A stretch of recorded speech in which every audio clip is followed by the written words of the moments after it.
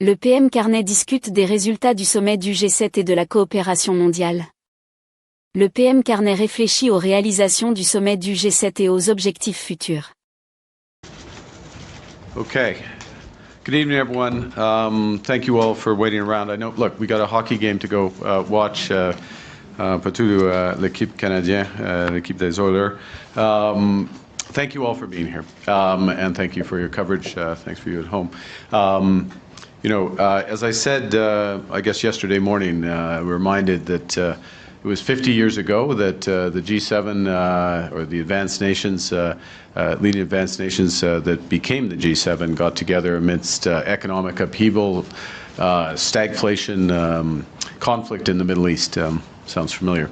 And they formed what became the G7 with a mission, and when they met in Rambouillet, France, it wasn't a mission to preserve the old order, but to build a new one, one that could withstand shocks, deepen integration and cooperation, and really deliver prosperity for all citizens. And it's a reminder that nostalgia isn't a strategy. We have to change.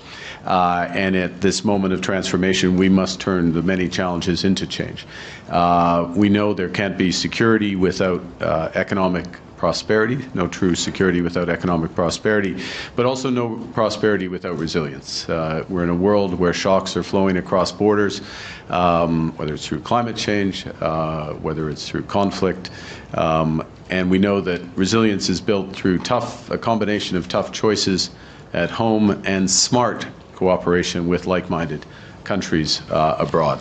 And that, in a small way, but building from that, is part of the objective of these meetings. This G7 is to begin to build that new era of cooperation, one that promotes long-term resilience over short-term efficiency.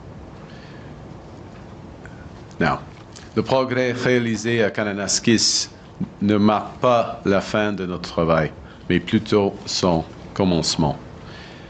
J'ai eu des échanges pendant les 2 derniers jours, des échanges productifs avec 21 dirigeants de tous les continents. Over the past few days, Canada has worked with our G7 partners to determine where we can cooperate, build resilience and lasting prosperity. And that's the approach that Canada is taking as we negotiate a new economic and security partnership with the United States. And as I've stressed repeatedly, we will take all the time necessary to do that, but no more. And yesterday, President Trump and I agreed to continue to pursue those negotiations, intensify them towards a deal within the coming 30 days. And so the President and I, as well as our respective cabinet ministers and officials, will remain in close contact in the coming days to deliver on that timeline.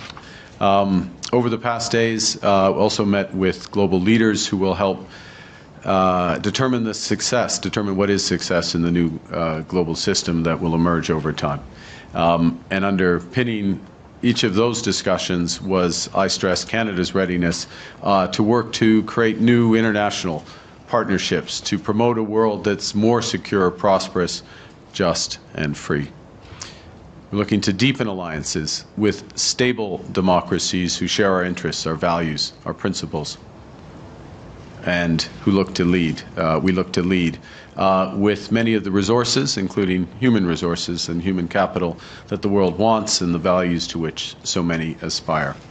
And it's those values of freedom, of democracy, and of justice that are behind Canada's unwavering support for a secure, a free and sovereign Ukraine. And this morning I shared with President Zelensky and G7 partners what Canada is doing, moving forward in multiple respects with measures to support Ukraine in its struggle in Russia's unjustified and barbaric war. With our international partners, we're launching a major new package of sanctions on individuals, on companies, on vessels, the Shadow Fleet, to exert maximum pressure on Russia. We're also sending over $2 billion in funding for drones, ammunition, armored vehicles to help Ukrainians defend their territory, as well as a $2.3 billion loan to help rebuild the infrastructure in that country. And take a moment to reiterate our condolences given the barbarism witnessed overnight in Kyiv caused by Russia. G7 leaders also reiterated our commitment to the pursuit of peace and stability in the Middle East. Make clear that Iran is the principal source of regional instability and terror. And we've been consistently clear that Iran can never have a nuclear weapon. We urge that the resolution of the Iranian crisis leads to a broader de-escalation of hostilities, including a ceasefire in Gaza. Tout au long de ce sommet, nous avons également rassemblé des pays autour des défis et des opportunités les plus urgents de notre époque. Ce sont des domaines qui exigent une coopération internationale et dans lesquels le Canada est bien placé pour jouer un rôle de chef de file. I'm pleased to share that G7 nations in the past 2 days agreed to move forward in cooperation on several key priorities. We're going to work with our partners in the G7 and beyond, a number of the countries are here today, to develop critical metals and minerals in order to build independence from non-market economies. And to that end, we will create a critical minerals production alliance, a G7-led strategic initiative to stockpile and develop critical minerals needed for defense and technology, including a range from germanium, gallium, graphite, rare earths. We also struck several agreements, accords from the aforementioned critical mineral supply chains to adapting, powering, and sharing artificial intelligence, to collaborating on quantum technologies, to preventing, fighting, and recovering from wildfires, something we feel intensely, obviously, here in the prairies, tackling foreign interference and transnational repression, countering migrant smuggling by dismantling transnational organized crime. Next week, we will shift from addressing threats to economic security to addressing threats and addressing issues with respect to global defense and security at the NATO summit and at the Canada-EU summit.